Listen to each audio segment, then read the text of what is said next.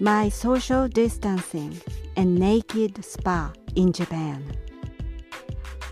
Fear, relationship, and a breakthrough. Written by Hidemi Woods. Narrated by Hidemi Woods.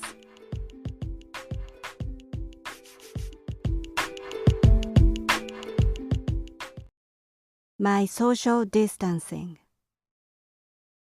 I'm not good at being with people by nature.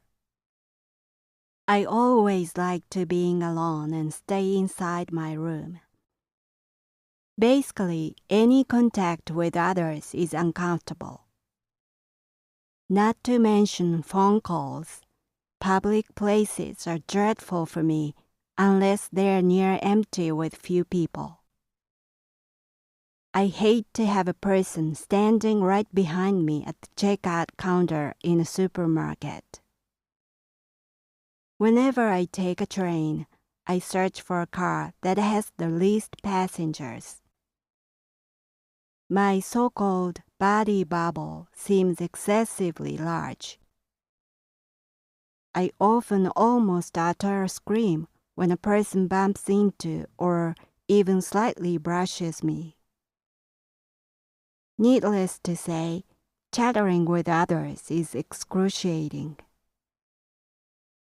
My apartment building has a communal spa for the residents, and I use it every day. The residents are inevitably acquainted with each other, and small talk between them is rampant in the spa. I'm often caught up in it and desperately try to find closure of the conversation by sweating all over. To avoid an ordeal, I'm usually careful not to share time together with familiar residents as much as possible. When I see them, I practically run away. My partner calls me a robot because of my behavior. The time of recent social distancing shouldn't bother a person like me. Social distancing has been already my thing for a long time. At least I had believed so. I had thought it wouldn't hurt a natural social distancer as myself. But I found I was wrong. One of my favorite Japanese comedians from my childhood died the other day. Until just recently, he had appeared on various TV shows, and his funny face had been the norm for TV. The daily TV time in a Japanese living room has changed suddenly, completely. He was a nationally popular comedian who earned the monstrous TV rating.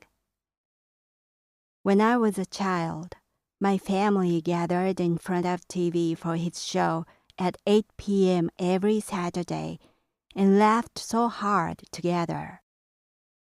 Kids at school would talk about the show next Monday and laugh again together. When I was in my early teens, I danced his signature gig called Mustache Dance so frantically in the dining room that my foot slipped and I fell, hitting my face on the dining table. Those memories made me feel as if part of me was lost with him by his death. Among my familiar residents in my apartment building are mother and her daughter. They are athletes and rough, thudding around restlessly and talking loudly in a vulgar tongue all the time. I heard that they were moving out soon. Since I was bothered with their noisy manner and pushy conversations toward me at the communal spa, I felt relieved that I could reclaim the quiet bath time.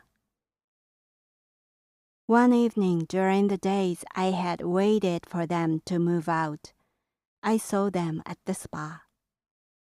They left for the locker room while I was still in the bath, and I intentionally took time in there to avoid meeting them at the locker room, as usual. After giving them enough time to clothe and go home, I stepped out to the locker room, assuming they were already gone. On the contrary, they were still there, standing side by side courteously toward me. They had been waiting for me. The mother told me that they were moving out tomorrow and this would be the last time to see each other. She said politely, "Thank you so much for all these years. You helped us in various ways." I had known them since I moved in 9 years ago. The daughter was still a small child back then, who was running and shrieking around the locker room. She is to be a freshman in high school this spring. She occasionally talked to me about her school days or her passion for skiing. The mother once broke her foot at her workplace and she had been on crutches in the spa. I got out at the top to open and hold the door to the locker room for her every time until she stopped limping. When we were laid together at the locker room that went black after the spa's closing time, we would clothe together under the light of my pocket LED lamp. Those memories flooded back to me all of a sudden at the last time I saw them, although I had thought it would evoke nothing as I had been looking forward to getting rid of them. While I was looking at the daughter's liquid eyes that were staring straight at me, I was overwhelmed by inexplicable sadness, and my eyes began to be filled with tears in spite of myself. I clumsily said goodbye and returned to my apartment. A robot couldn't say goodbye well.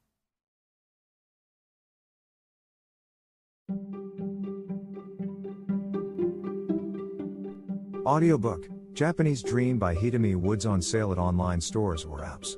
Apple, Audible, Google Play, Nook Audiobooks, 43 available distributors in total.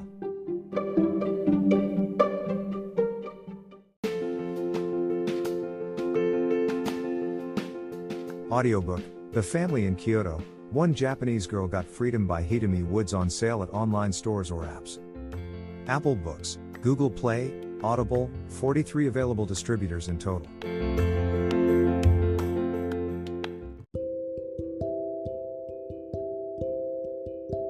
Audiobook, Living in Kyoto by Hidemi Woods. Now on sale in online stores. 44 available distributors. Apple, Google Play, Amazon Audible, or else.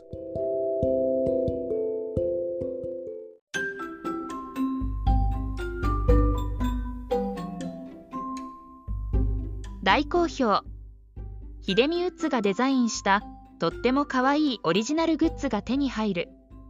トートバッグ、缶バッジ、ステッカー、T シャツ、トレーナー、パーカー、文具、その他いろいろ、エリゼン .com で見てみてね。erizen.com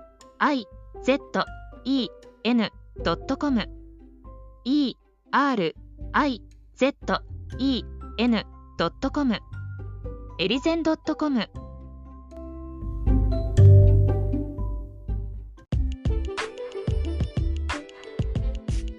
英語聞き流しリスニング、英語テキストと MP3 ダウンロード、その他の物語はホームページからお聞きいただけます。88thpp.com 88thpp.com